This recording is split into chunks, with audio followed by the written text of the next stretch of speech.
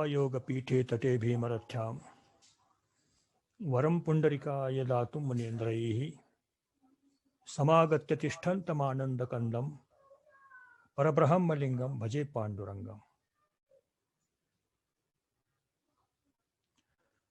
संत बहिणाबाई यांच्या जीवनचरित्राचा आढावा घेत असताना आज आपण शेवटच्या टप्प्यामध्ये आलेलो आहोत. आपल्या अभ्यासक्रमाच्या नियमानुसार हे या सत्रातलं माझं शेवटचं व्याख्यान आहे. या अभ्यासक्रमाला धरून आपण आजपर्यंत संत बहिणाबाईंची संपूर्ण जीवन कहाणी चरित्र म्हणूया ते आपल्या परीने पाहण्याचा प्रयत्न केलेला आहे. बहिणाबाई या स्वतः एक अतिशय उत्तम आत्मचरित्रकार होत्या हेही आपण एका व्याख्यानामधून बघितलं. एकंदर मागील 8 व्याख्यानामध्ये बहिणाबाईंचं संपूर्ण जीवनचरित्र आणि त्यांच्या जीवनात आलेलं जगद्गुरु तुकाराम महाराजांचं तुकाराम पर्व असं म्हणूया आपण, त्यांना झालेला उपदेश, त्यांनी केलेला उपदेश, त्यांच्या काही महत्वाच्या अभंगांचा आपण विचार केलेला आहे. आज समारोप घ्यायचा आहे त्यांच्या एकंदरीत चरित्राचा. थोडक्यामध्ये तो असा, अगदी थोडक्यात जर आपण त्यांचा जीवनपट जर पाहायचा तर जीवनपट असा आहे की शके 1550 अर्थात इसवी सन 1622 मध्ये त्यांचा जन्म झाला आणि इसवी सन 1700 मध्ये त्यांचं निर्याण झालेलं आहे. देवगावला त्यांचा जन्म झाला इसवी सन 1628 शके 1550 मध्ये. वयाच्या 3ऱ्या वर्षी शिवूरचे गंगाधरपंत पाठक यांच्याशी त्यांचं लग्न झालं आणि याच वर्षी त्यांना एक भाऊ पण झाला. मग कुटुंबासह त्यांना देवगाव सोडावं लागलं, कारण नातेवाईकांशी काही कारणामुळे कलह निर्माण झाल्यामुळे बहिणाबाईंचे आई वडील जावई सगळेच घरदार सोडून गाव सोडून बाहेर पडले. त्यावेळेस बहिणाबाई 8 वर्षांच्या होत्या. मग पायी तीर्थयात्रा करत प्रवरा संगम, नरसिंहपूर, पंढरपूर असा प्रवास करत करत तिथून हे सगळेजण शिखर शिंगणापूरला आले. हा मध्ये 3 वर्षाचा काळ गेला. त्यावेळेस बहिणाबाईंचं वय 9 वर्षाच्या होत्या. पुढे रहिमतपूरला 2 वर्ष त्यांनी वास केला. त्यावेळेस बहिणाबाई 11 वर्षांच्या झाल्या होत्या. मग कोल्हापूरला निवास झाला. त्यावेळेस बहिणाबाईंचं वय 12 ते 18 या 6 वर्ष त्यांचा कोल्हापूरला निवास होता. 18व्या वर्षी त्यांना गाय आणि वासरू मिळाले, दान म्हणून मिळाले. त्या वासराचा त्यांना खूप लळा लागला. नवऱ्याने खूप मारलं बहिणाबाईंना. त्यानंतर वासराचा अंत झाला. अर्थात त्या वासराचा, त्या गायीचा आणि त्यांचा पूर्वजन्माचा संबंध होता याचाही आपण विचार केला होता. पुढे जयराम स्वामी वडगावकर यांच्या कीर्तनातून त्यांनी तुकाराम महाराजांविषयी तुकोबरायांचा अभंग वगैरे श्रवण केल्यावरती तुकाराम महाराज मला गुरु म्हणून लाभावेत अशी त्यांना तीव्र इच्छा निर्माण झाली आणि त्यांना तुकाराम महाराजांचा स्वप्न साक्षात्कार झालेला आहे कार्तिक वद्य पंचमीला. पुढे 18व्या वर्षी त्यांना हा स्वप्न साक्षात्कार झाला इसवी सन 1646 मध्ये आणि तुकाराम महाराजांनी त्यांना स्वप्नामध्ये मंत्र दिला आणि वज्रसूची नावाचं पुस्तक दिलं. पुढे देहुवास. मग पुढे तुकाराम महाराजांना भेटायची तीव्र इच्छा निर्माण झाली. त्यांच्या पतीचा जो काही बहिणाबाईंना विरोध होता तो विरोध पण मावळला गेला. पुढे सर्वजण देहूस आले. साधारण त्यावेळेस बहिणाबाईंचं वय 19-20 असं असावं. त्यावेळेस बहिणाबाईंना देहूमध्ये असताना एक मुलगी झाली. त्या मुलीचं नाव काशी. 2 ते 3 वर्षच बहिणाबाईंचा निवास किंवा वास्तव्य देहूमध्ये होतं. देहूमध्ये त्यांना तुकोबरायांचं दर्शन झालं. 3 अहोरात्र आनंद ओवरीत समाधी सुखाचा अनुभव त्यांनी घेतला. स्वतः तुकोबांनी त्यांच्या मस्तकावरती वरदहस्त ठेवला. त्यांना कवित्व शक्ती मिळवून दिली. कवित्व शक्ती तुकोबरायांच्या कृपेने जागी झाली. बहिणाबाईंचं वय त्यावेळेस 22-23 असं असावं. त्यावेळेस बहिणाबाई दुसऱ्या अपत्याच्या वेळेस गरोदर राहिलेल्या आहे. विठ्ठल हे त्यांच्या दुसऱ्या अपत्याचं नाव आहे. त्याच्यानंतर मात्र म्हणजे तुकाराम महाराजांच्या वैकुंठ गमनाच्या 1 वर्ष आधी बहिणाबाईंना या बाळंतपणासाठी म्हणा किंवा देहूमध्ये त्यांना खूप त्रास झाला इतर लोकांकडून, विशेष करून मंबाजी करून, त्यावेळेच्या ब्राह्मण वर्गांकडून बहिणाबाईंना खूप त्रास सहन करावा लागला. आणि शिवाय आता आपल्या पतीचं वतन असलेलं मूळ शिवूर नावाचं गाव, तिथे जायला त्यांनी ठरवलं आणि मग सगळेजण पुन्हा त्यांच्या गावी आलेले आहेत.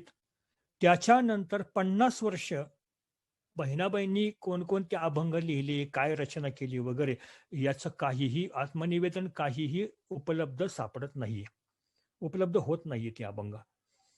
बहिणाबाईंनी आपल्या मुलाला म्हणजे स्वतःच्या मृत्यूच्या निर्वाणाच्या 3 दिवस आधी मुलाला आपल्या मागील 12 जन्मांची माहिती सांगितली आणि हा त्यांचा 13वा जन्म होता. आणि अश्विन शुद्ध प्रतिपदा बुधवार शके 1622 सन 1700 या दिवशी योग मार्गाने बहिणाबाईंनी देह ठेवला. त्यावेळेस बहिणाबाईंचं वय 72 वर्ष असं होतं. प्रणिता नावाचं तीर्थ आहे शिवूरमध्ये, तिथे त्यांना समाधी देण्यात आली. असं आपण थोडक्यात चरित्र पाहिलं. त्यांचे विचार सुद्धा अभंगाच्या माध्यमातून आपण पाहिलेला आहे. आज बहिणाबाईंविषयी विशेषत्वाने माहिती घेऊन आपल्या या प्रकरणाला आज समारोप करायचा आहे.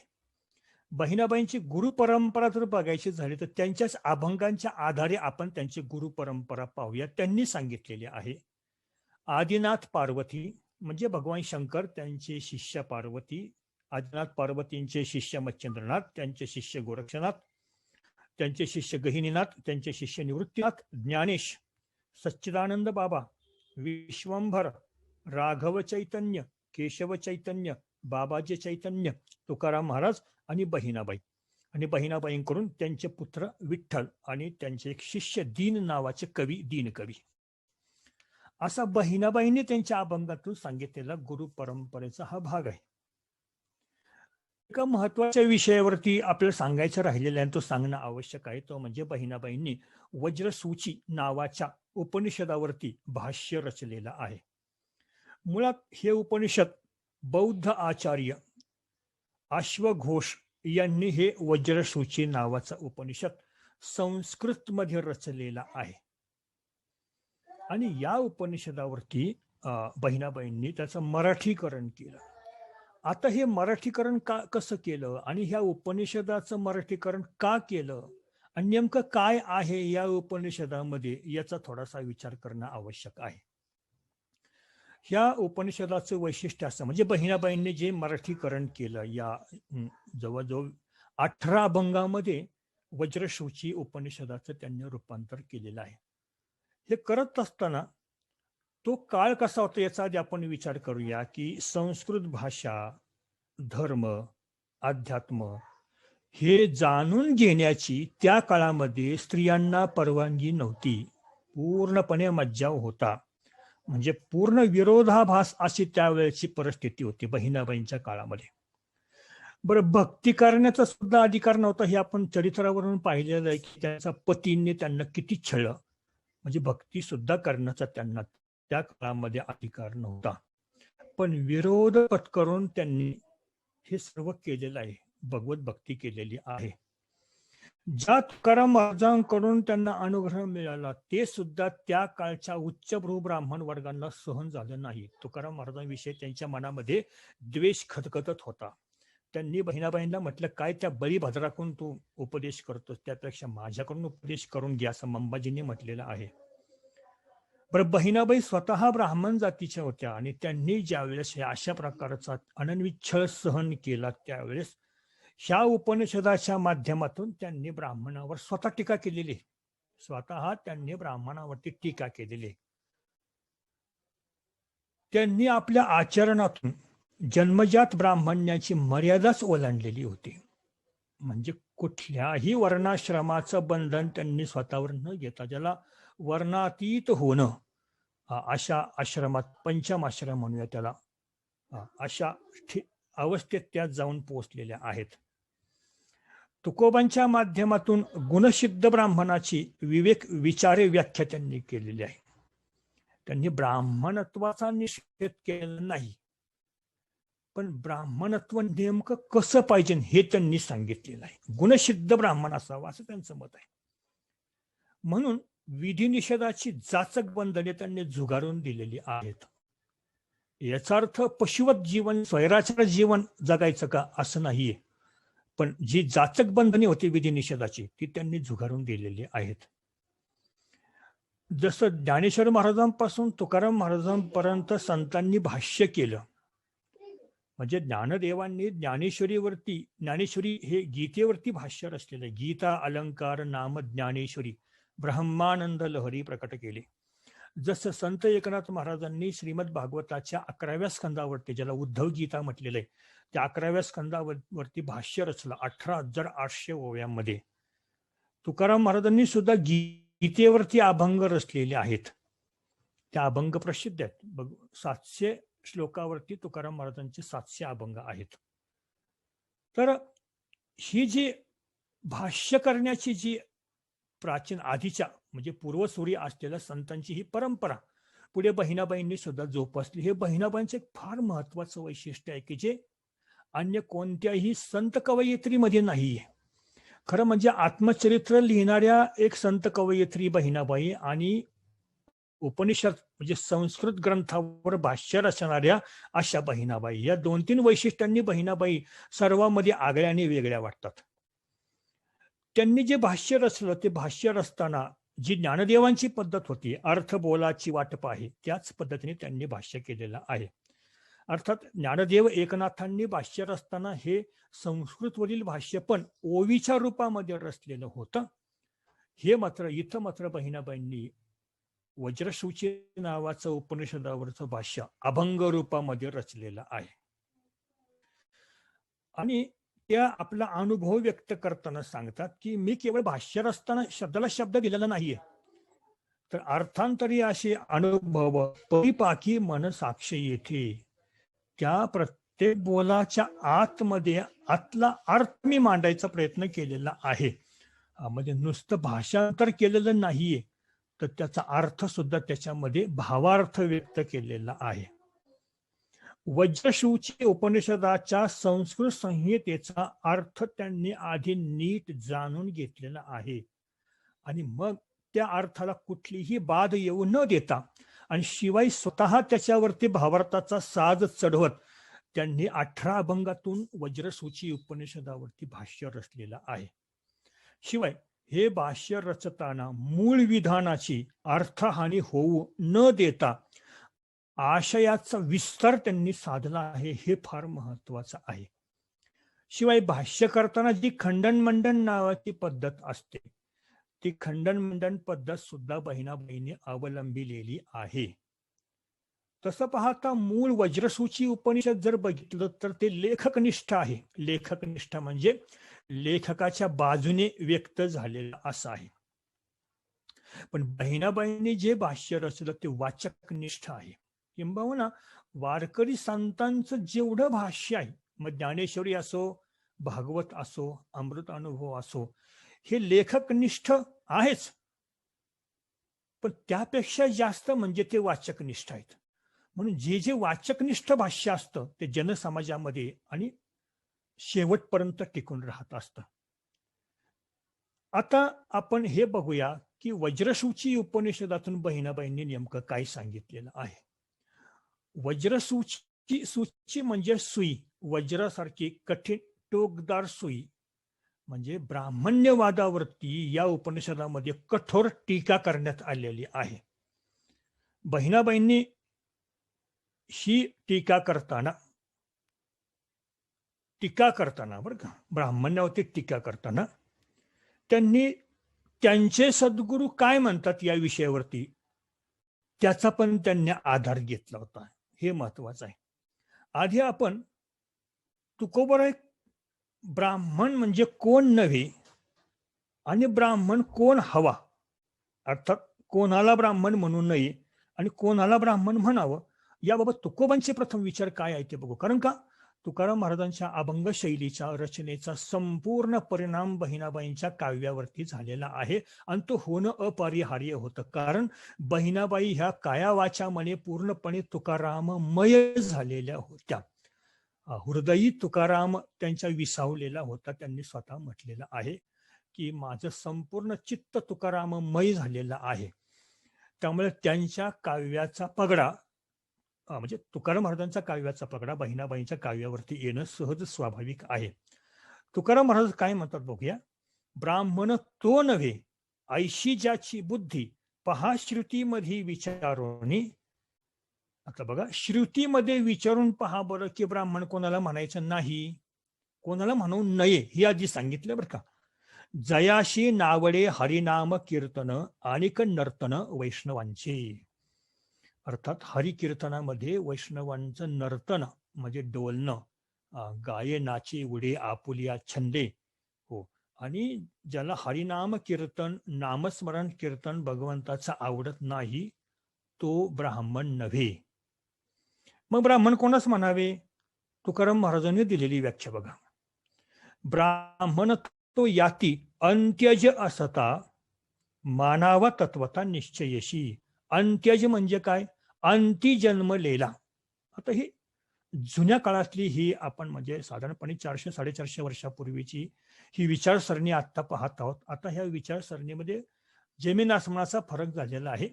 आपण त्या काळाप्रमाणे त्या वाङ्मय संपदेचा अभ्यास करत आहोत. त्यामुळे तिथं त्यावेळी जे म्हणलं तेच आता आपल्याला सांगणं क्रमप्राप्त आहे.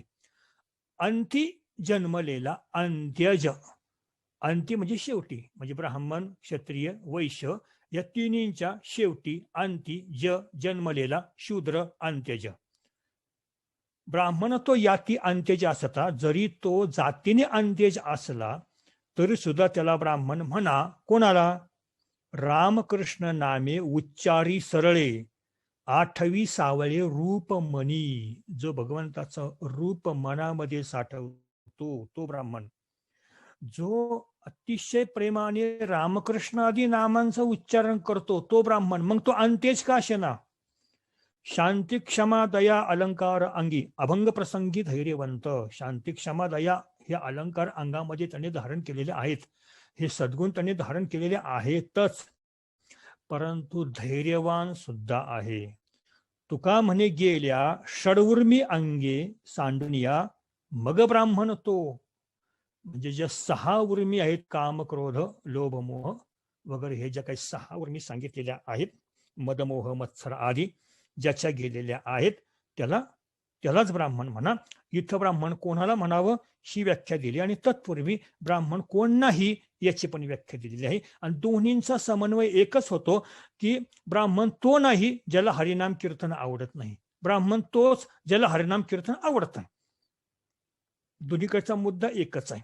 आता बघा, आता बहिणाबाईंनी काय बरं व्याख्या केली आहे.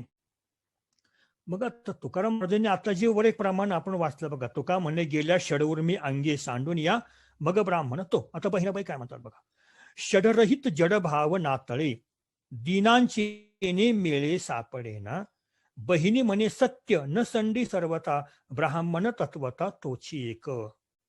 बघा, षडरहित जडभाव नातळे. षडरहित हे 6 विकार ज्याला तुकोबराने षडउर्मी म्हटलेलं आहे, यांच्या नादी जो लागत नाही, यांच्या कचाट्यात जो सापडलेला नाही, यांच्यापासून दूर आहे, आणि सत्य न संधी सर्वथा तोच ब्राह्मण आहे. वेद प्रामाण्यता राखून बहिणाबाई वज्रसूची उपनिषदाचं भाष्य करत आहेत. भाष्य करत असताना मूळ ग्रंथाला कसलाही बाध येता कामा नये तर त्याला भाष्य म्हणायचं असतं. म्हणजे आपल्या मनाने हवं तसं भाष्य करायचं त्याला भाष्य म्हणत नाहीये.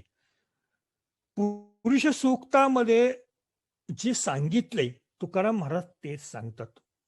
पुरुष सूक्तामध्ये काय म्हटलंय की ब्राह्मण क्षत्रिय वैश्य शूद्र हे 4ही वर्ण किंवा याती हे एकाच पुरुषापासून, परमपुरुषापासून, ईश्वरापासून निर्माण झालेले आहेत.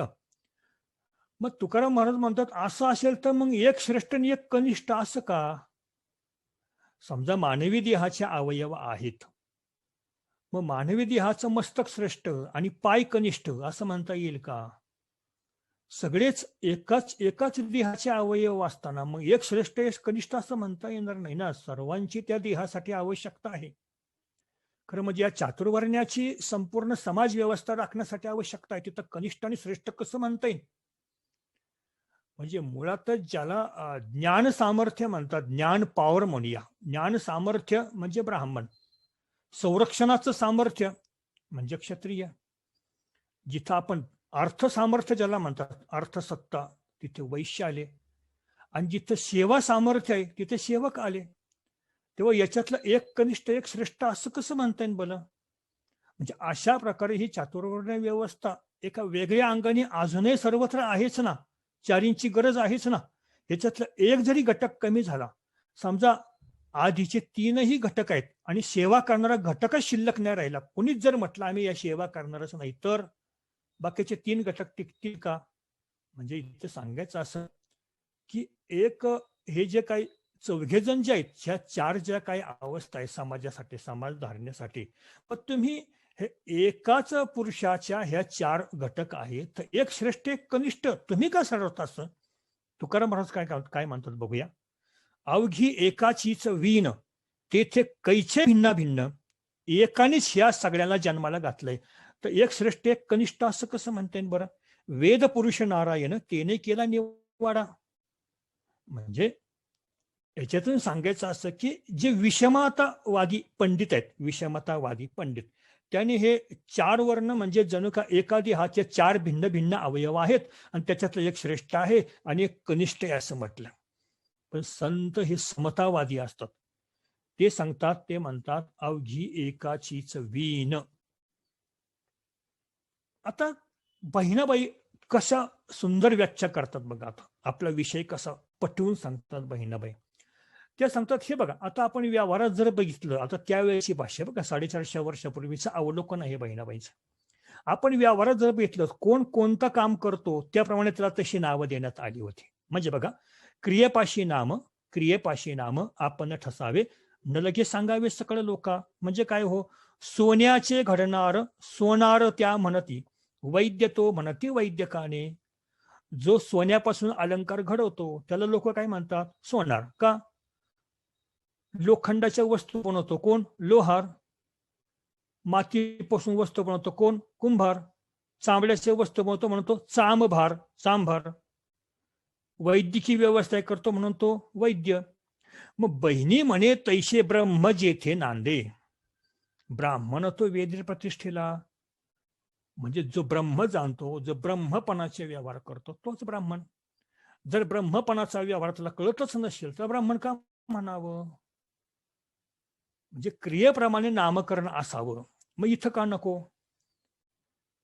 आता पुढे हा विषय येणार आहे की ब्रह्मकर्म केवळ ब्राह्मणच करतात का, बाकीचे करत नाहीत का? मग ते पण ब्राह्मण ठरणार नाहीत का? अगदी बारीक विचार मांडल्यावर का इथे. आणि शेवटी समन्वय केलं बरं का. इथं कुठलीही निंदा नाहीये, इथं कोणाचाही निषेध नाहीये.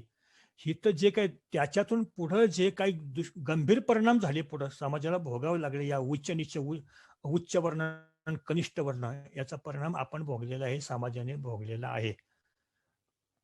त्याच्यावरती इथं एक बोट ठेवलेलं आहे, वर्मावरती बोट ठेवून नेमकं सत्य काय आहे हे सांगण्याचा प्रयत्न संतांनी केलेला आहे. त्या काळातला सगळा विरोध स्वीकारून सहन करून. हे भाष्य करताना बहिणाबाईंना खूप विरोध झालेला होता. विशेष करून मंबाजी हा देहूतला ब्राह्मणच होता, प्रतिष्ठित ब्राह्मण होता.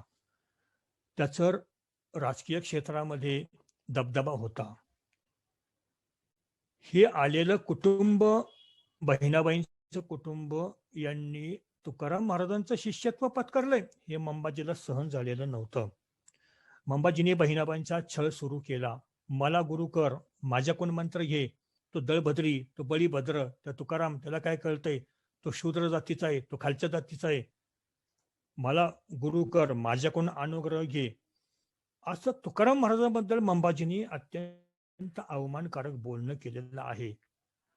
मी सांगेल तसं नसन करत तर तुमच्या विरुद्ध मी कोर्टात तक्रार देईन, अशी सुद्धा बहिणाबाईंना दम भरला.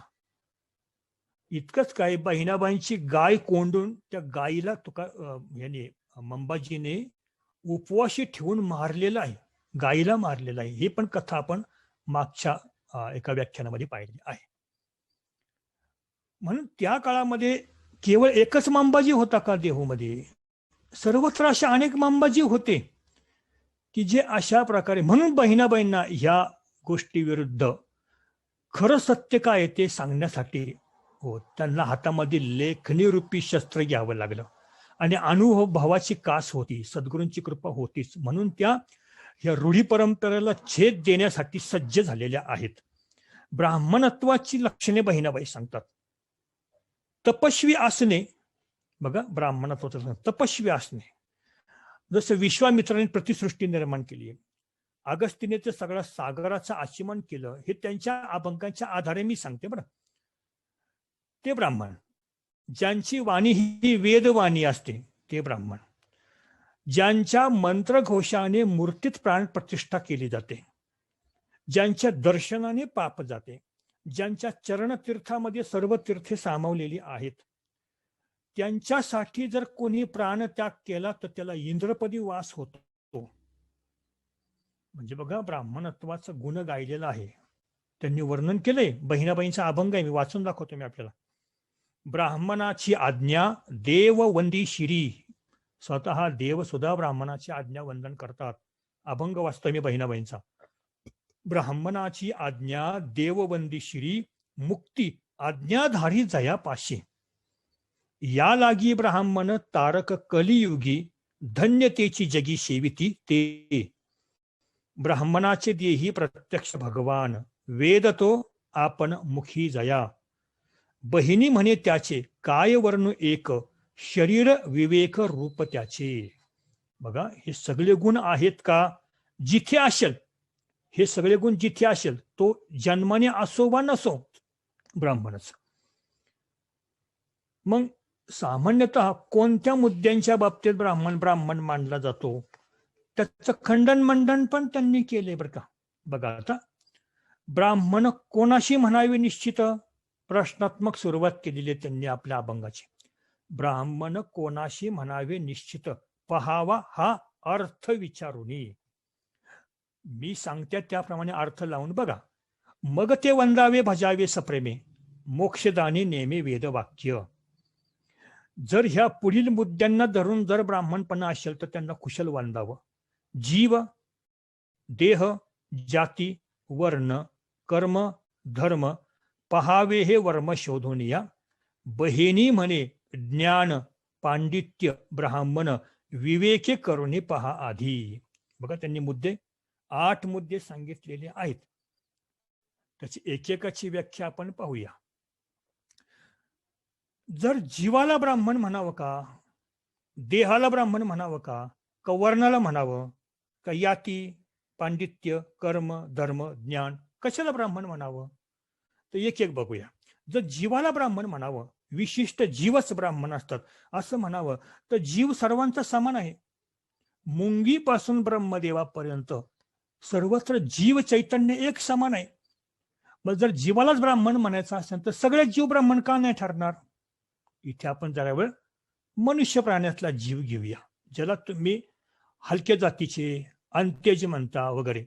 मग त्यांचा जीव, तुमच्यातला जीव, त्यांच्यातला जीव, सगळ्यातला जीव, म्हणजे उच्च वर्णीयातला असो, मध्यम वर्णीय असो की नीच वर्णीय असो, समाज व्यवस्थेप्रमाणे सगळ्यातला जीव, जीव ब्राह्मण ठरतो का? नाही ठरत. जीवाच्या ठिकाणी ब्राह्मणत्व आहे का? नाही.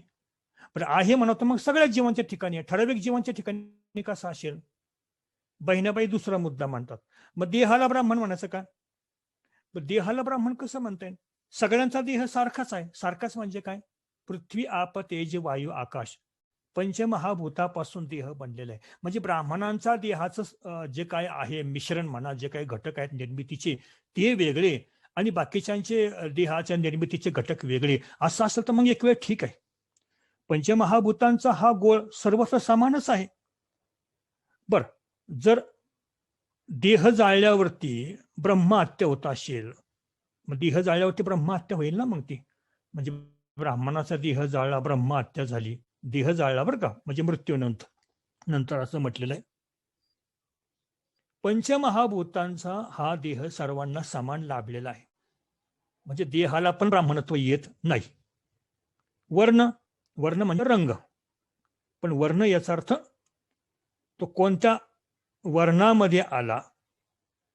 इथं वर्णाचा नेमका अर्थ काय घ्यायचा? बहिणाबाईंनी थोडीशी विनोदी कोटी वापरलेली आहे.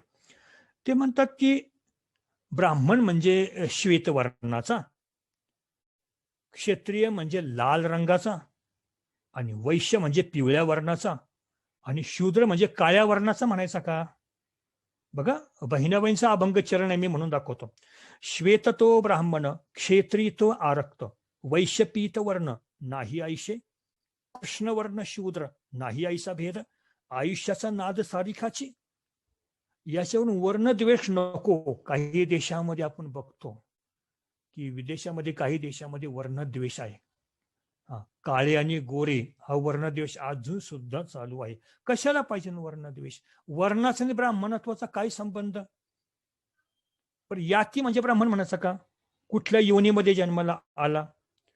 जर विशिष्ट योनीमध्ये जन्माला आलेला जर ब्राह्मण असेल तर बहिणाबाई सांगतात की शृंग ऋषीचा जन्म मृगापोटी झाला, विश्वामित्राचा जन्म एका क्षत्रियच्या पोटी झाला, अगस्तीचा जन्म तर कलशातून झाला, वशिष्ठांचा जन्म उर्वशीच्या पोटी झाला, नारदांचा जन्म दाशीच्या पोटी झाला, आणि व्यास, भगवान व्यास, त्यांचा जन्म त्या कोळिनीच्या पोटी झाला. कोळीन मासे मच्छीमारी करणारी कोळिनीच्या पोटी झाला.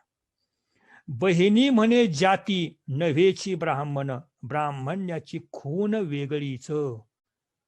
ब्राह्मणाची खून वेगळी. जातीवरून विशिष्ट योनीमध्ये, विशिष्ट वर्णामध्ये, विशिष्ट जातीमध्ये जन्माला आला म्हणून ब्राह्मण नव्हे. बरं, बहिणाबाई पुढे सांगतात, मग पांडित्य असेल ज्याच्याकडे तो ब्राह्मण का? जर ब्राह्मणांकडेच पांडित्य आहे तर असं म्हणता येत नाही. सर्व जातीमध्ये, माणसाच्या सर्व जातीमध्ये महान पंडित होऊन गेलेले आहेत, अजूनही आहेत. कर्मावरून ब्राह्मण म्हणायचा का?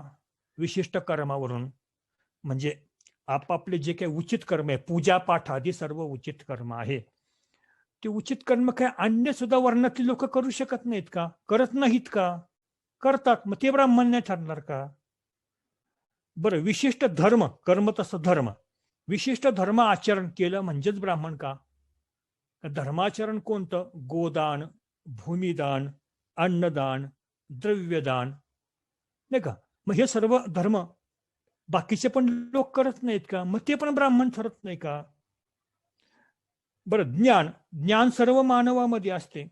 ज्ञान मिळवायचा अधिकार सगळ्यांना आहे. फक्त ब्राह्मणांनाच आत्मज्ञान होतं आणि बाकीच्यांना आत्मज्ञान होऊ शकत नाहीये.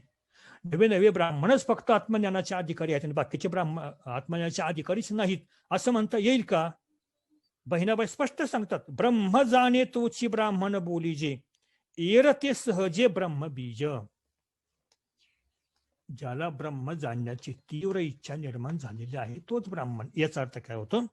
ब्राह्मणत्व म्हणजे जीवावर, देहावर, वर्णावर अवलंबून नाही. ब्राह्मणत्व हे यातीवर, पांडित्यावर अवलंबून नाही. ब्राह्मणत्व हे कर्म, धर्म, ज्ञानावर अवलंबून नाही. हे 8ही मुद्दे कॉमन आहेत, समान आहेत, सर्वांमध्ये आहेत. म्हणून एकच विशिष्ट वर्ण ब्राह्मण ठरतो, बाकीचे अब्राह्मण्य नाहीये. मग खरा ब्राह्मण कोण? आता समारोपाला आलेले आहे बहिणाबाई. कारण एवढी टीका केल्यानंतर, एवढा विस्तार केल्यानंतर बहिणाबाईंना हे पण सांगणं महत्वाचं आहे की मग तुम्हीच सांगा खरा ब्राह्मण कोणाला म्हणायचं ते. खरा ब्राह्मण कोणाला म्हणतात बहिणाबाई? शेवटचे 2 अभंग आहे आणि इथं वज्रसूची उपनिषदाचं भाष्य त्यांचं संपतं. ते 2ही अभंग मी म्हणून दाखवतो, सोपे आहे, समजण्याजोगे आहेत. शमदम सर्व साधिले नवगुण, संतोषे संपन्न सर्वदा जो. म्हणजे विवेक, वैराग्य हे 2, समाधी षटक 6, 2, 8 आणि तीव्र मुमुक्षुत्व 9. शमदम सर्व साधिले 9 गुण, संतोषे संपन्न सर्वदा जो. तृष्णा, मोह, दंभ, गेला अहंकार, वृत्ती निर्विकार सर्व कर्मी. बहिणी म्हणे ज्याची निरसली वासना, ब्राह्मण तो जाना ब्रह्मनिष्ठ. ब्राह्मण वरिष्ठ श्रेष्ठाचाही श्रेष्ठ, जयाच्यानी भ्रष्ट मोक्ष पावे. बहिणी म्हणे ज्याची निरसली वासना, ब्राह्मण तो जाना ब्रह्मनिष्ठ. मग आता तुकाराम महाराज ब्राह्मण ठरतात का? ठरतात. मग ह्या व्याख्येप्रमाणे तुकाराम महाराज तिथं बसतात का? बसतात. प्रमाण काय? पुरावा काय? तुकाराम महाराजांचं एक प्रमाण आहे. तुका म्हणे अवघी आवरली वासना, आता नारायणा दुसरी यापासून. बहिणी म्हणे ज्याची निरसली वासना, ब्राह्मण तो जाना ब्रह्मनिष्ठ. पुढचं एक अभंग वाचतो आणि वज्रसूची उपनिषदाचं विषय इथं पूर्ण करून ब्रह्मभाव देही सदा सर्व काळ, ब्रह्मभाव देही सदा सर्व काळ, ब्राह्मण केवळ तोची एक, श्रुती स्मृती साक्ष करुणी बोलिले, नाही म्या ठेविले गुज काही, ब्रह्मीच सर्वदा वर्तकी इंद्रिये, ब्राह्मण तो होय याची अर्थे, बहिणी म्हणे ब्रह्म नांदे तो ब्राह्मण, यातीही प्रमाण नशे तेथे. याच्यामध्ये सोप्पा अभंग समजून घेण्याजोगा आहे.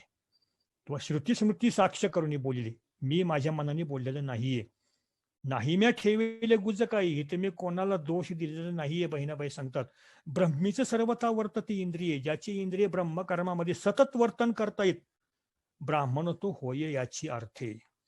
जर या विरुद्ध असेल मग तो यातीने श्रेष्ठ असो की कनिष्ठ असो, तो ब्राह्मण ठरत नाही. थोडक्यात ब्राह्मणत्वाची व्याख्या इथं व्यापकतेने केलेली आहे. सगळेच ब्राह्मण होऊ शकतात जो ब्रह्मकर्म करेल. ज्याला हे सर्व सद्गुण, तृष्णा मोह दंभ गेला अहंकार, शमदम सर्व साधले नवगुण, नवगुण ज्यांनी साधलेले आहेत तो कोणी असो ब्राह्मण ठरू शकतो. अशा प्रकारे संत बहिणाबाईंनी वज्रसूची उपनिषदाचं भाष्य केलेलं आहे. आणखी एका मुद्द्याचा विचार करून बहिणाबाईंचं चरित्राला आज आपण इथे समारोप करत आहोत. आज हे आपल्या या व्याख्यान मालेतलं माझं हे शेवटचं व्याख्यान आहे. संत बहिणाबाईंच्या हे जे तत्वज्ञान आहे, ह्या तत्वज्ञानाचा पुरस्कार करणारे कोणीतरी एखादी महान व्यक्ती पाहिजे, आणि ती होऊन गेलेली आहे. विदर्भातले संत प्रज्ञाचक्षू गुलाबराव महाराज, ज्ञानेश कन्या, गुलाबराव महाराजांनी बहिणाबाईंच्या तत्वज्ञानाचं मूल्यांकन केलेलं आहे. ते मूल्यांकन कसं केले ते आपण थोडक्यामध्ये पाहूया. संत गुलाबराव महाराज अर्थात ज्यांना प्रज्ञाचक्षू म्हटलं जातं, एक महान विभूती होऊन गेली की ज्यांना साक्षात ज्ञानेश्वर महाराजांनी आपल्या मांडीवर बसवलेला आहे आणि त्यांना मंत्र दिला होता. म्हणून ते स्वतःला ज्ञानेश कन्या असं म्हणून घेतात. आणि त्यांनी भगवान श्रीकृष्णाला आपलं पती मानलेलं आहे, म्हणून त्यांनी मधुराद्वैताचे ते प्रणेते मानले गेलेले आहेत. व्यासांचा भागवत हा ग्रंथ त्यांनी आपला कंठमणी मानलेला आहे. आणि त्याचप्रमाणे त्यांनी बहिणाबाईंचं काव्य सुद्धा कंठमणी मानलेलं आहे. झालं असं की सगळेच अभंग नव्हे, पण काही थोडे अभंग त्या काळामध्ये गुलाबराव महाराजांच्या हातामध्ये पडले, कुणीतरी आणून दिले. महाराजांनी ते काव्य वाचलं, म्हणजे बहिणाबाईंच्या कविता अर्थात अभंग वाचले, आणि महाराज अतिशय भावविभोर झाले. त्यांचं वाक्य आहे बहिणाबाईंच्या काव्याबद्दल, ते सांगतात की जसं व्यासांच्या भागवताला मी माझ्या गळ्यातला कंठमणी मांडलंय, मंगळसूत्र मांडलंय, तसंच ह्या बहिणाबाईंचं काव्य सुद्धा मला कंठमणी वाटू लागलेलं आहे.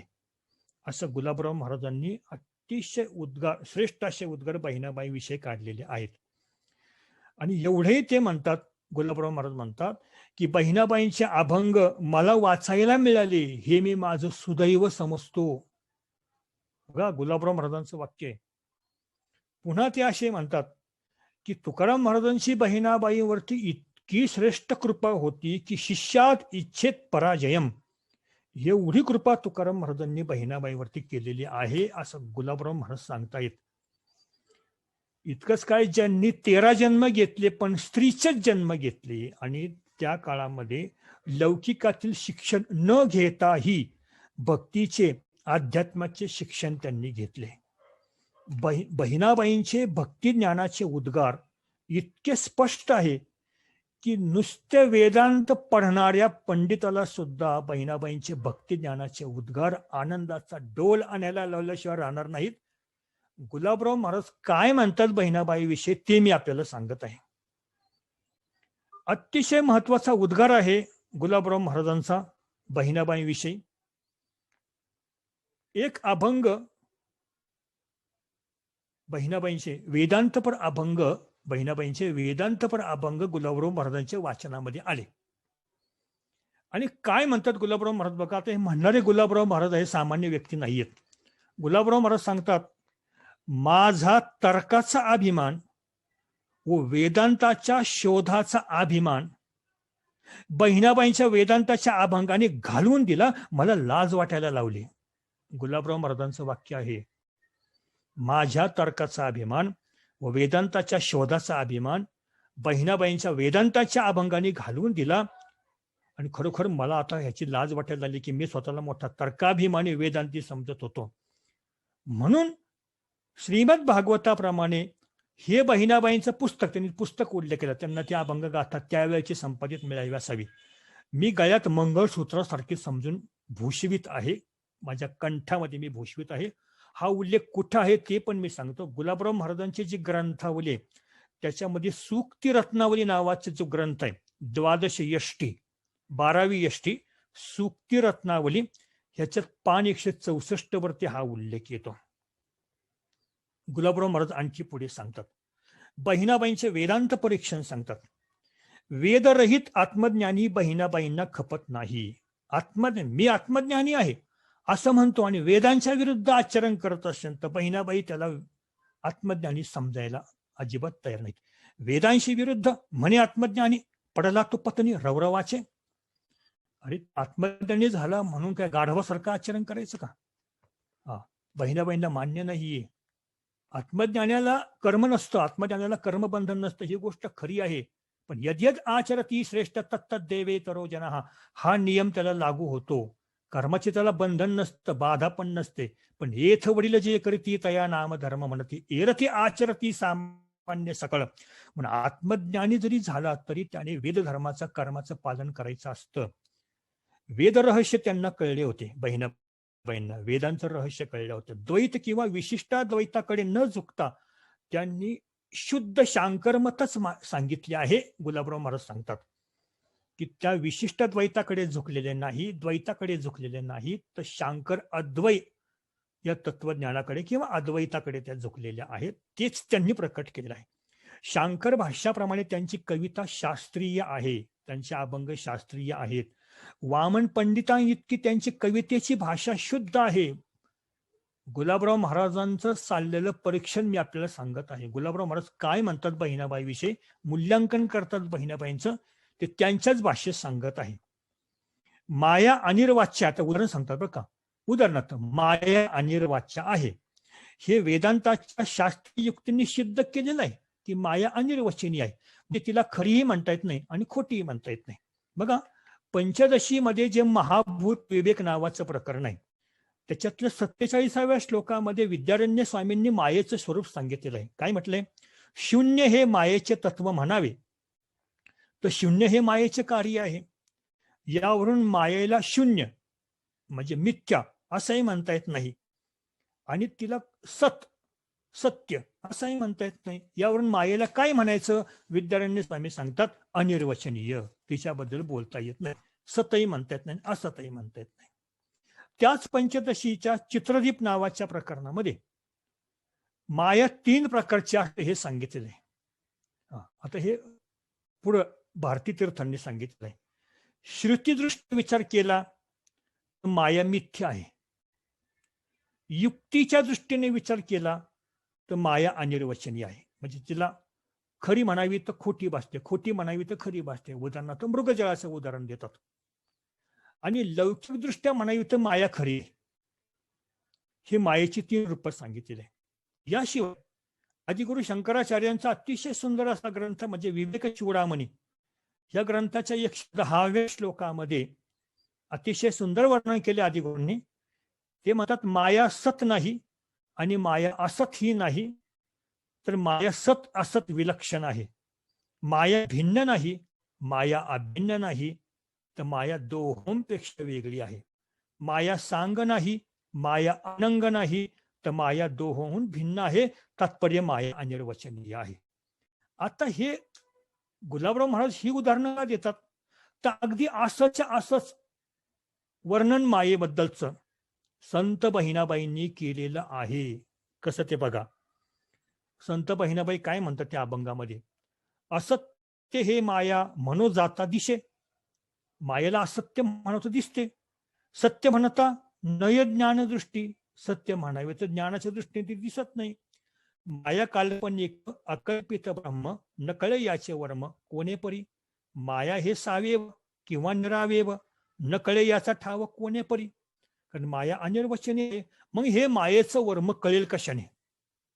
बघा, साधूंचे संगती तरणोपाय असं माऊली सांगतात. ज्ञानदेव म्हणे, तरलो तरलो आता उद्धरलो गुरुकृपे. कशातून तरलो? ह्या मायेच्या भवसागरातून तरलो. मग बहिणी म्हणे, याचे वर्म कळावया, ओळंगावे पाया सद्गुरूच्या. बघा, उपाय पण सांगितला बहिणाबाईंनी. श्री महाराजांना म्हणजे गुलाबराव महाराजांना बहिणाबाईंचा अतिशय आवडलेला अभंग आहे. तो अभंग पण ते सांगतात. पण तत्पूर्वी ते सांगतात की वार्तिककार सुरेश्वराचार्यांचं मत देऊन मग ते बहिणाबाईंचा अभंग सांगतात. सुरेश्वराचार्य काय म्हणतात बघा, आत्मा दुःखी आहे म्हणावे तर तो दुःखी आहे हे सांगणारा साक्षी कोण? जर साक्षी असेल आत्मा दुःखी हे सांगणारा, तर त्या साक्षीला मग साक्षी का बरं म्हणता येईल? कारण जो साक्षी असतो तो दुःखी नसतो. बरं, विकृतीशिवाय दुःख होत नाही. साक्षीच्या ठिकाणी विकृती नसते, मग साक्षी दुःखी कसा? म्हणजे साक्षी आत्मा हा सुखी नाही आणि दुःखी नाही, हे वार्तिकाचं रहस्य बहिणाबाईंनी एका अभंगात सांगितलेलं आहे. प्रपंच असत्य कळो आले जया. अतिशय सुंदर अभंगाने गुलाबराव महाराज सांगतात, हा अभंग माझा अतिशय आवडीचा आहे. प्रपंच असत्य कळो आले जया, विषय हे तया नावडती, उदासीना परी वर्ततो प्रपंची, आज्ञा आशा हे मानाची सांडोनिया, मनाचा स्वभाव संकल्प विकल्प, होय साक्षीरूप तयांचाही, बुद्धीचा निश्चय अनुसंधानी चित्त, अहंकारी हेत अहंतेचे. सर्व ही माईक व्यवहार जाणती, निश्चय अद्वैती ठेवूनिया, बहिणी म्हणे माया सत्य ना असत्य, श्री गुरुने तथ्य सांगितले. आणि आता शेवटचा मुद्दा सांगायचा. आपल्या काही तांत्रिक अडचणीमुळे आपला उशीर झालेला आहे, तरी पण आपण वेळेमध्ये संपवायचं आहे. महत्वाचा सिद्धांत बहिणाबाई सांगतात, गुलाबराव महाराज व्यक्त करतात आणि योग वाशिष्ठामध्ये हा विषय येतो. ब्रह्मज्ञानाच्या निवृत्ती मार्गाला म्हणजे ब्रह्मज्ञान झाल्यानंतर त्या ब्रह्मज्ञानाला प्रारब्धाचा स्पर्श होत नाही. जरी वरून तो सुखदुःख भोगत असला तरी सुद्धा त्याची त्या सुखदुःखाच्या ठिकाणी समबुद्धी असते. हे योग वाशिष्ठाचं निर्वाण प्रकरणाचा अर्थ बहिणाबाई व्यक्त करतात. ते 3 अभंग मी वाचतो. निवृत्तीशी नाही प्राक्तनाचे बळ, अनुभवी केवळ जाणती ते, निर्धरिती आपुले असत्य शरीर, मानुनी विचार सार घेती, बहिणी म्हणे पाहे प्राक्तन वरिष्ठ, प्रवृत्ती हे श्रेष्ठ मानितया. शरीराचे माथा वर्तते प्राक्तन, शरीर ते जाण प्रकृतीचे, ज्ञानियांचे मत देहची हा मिथ्या, प्राक्तनाची कथा तेथे कोण, प्राक्तन भोगवी भोगतो शरीरी, ज्ञानिया अंतरी सुखरूप, बहिणी म्हणे देह प्राक्तन तो वरी, विचार अंतरी निश्चयाचा. जळाले ते वस्त्र कैसा पांघरेल, एकदा वस्त्र जळालं पांघरता येईल का? देठिका जळेलं पक्वपत्र, पिकून पान गळून पडलं झाडाचं, ते पुन्हा त्या देठाला लागेल का?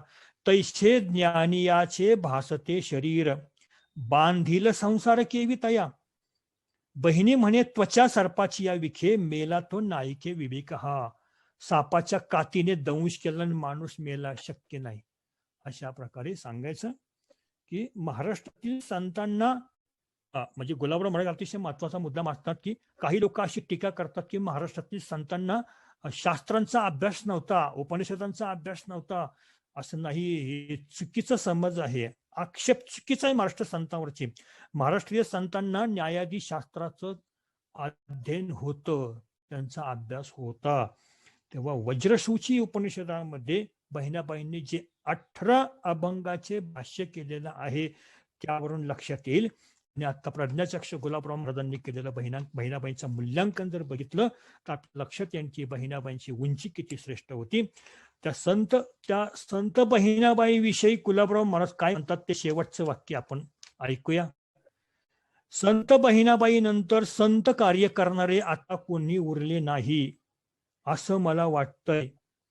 हे मी स्तुती म्हणून लिहित नाही, माझ्या तातांना म्हणजे ज्ञानेश्वर महाराजांना स्मरून लिहित आहे. याच आशयाने बहिणाबाईंचा अभंग इथे किती सार्थ ठरतो बघा. बहिणी फडकती ध्वजा, निरूपण केले ओजा, हा अभंग आहे बहिणाबाईंचा. संत कृपा झाली इमारत फळा आली, ज्ञानदेवे घातला पाया उभारिले देवालया, नामातयाचा किंकर तेने रचिले आवार, जनार्दन एकनाथ खांब दिल्हा भागवत, तुका झाला शे कळस भजन करा सावकाश, बहिणी फडकती ध्वजा निरोपण केले ओजा. संत बहिणाबाईंच्या चरणी त्यांच्या चरित्ररूपी वाङ्मयाची केलेली सेवा मी समर्पित करतो.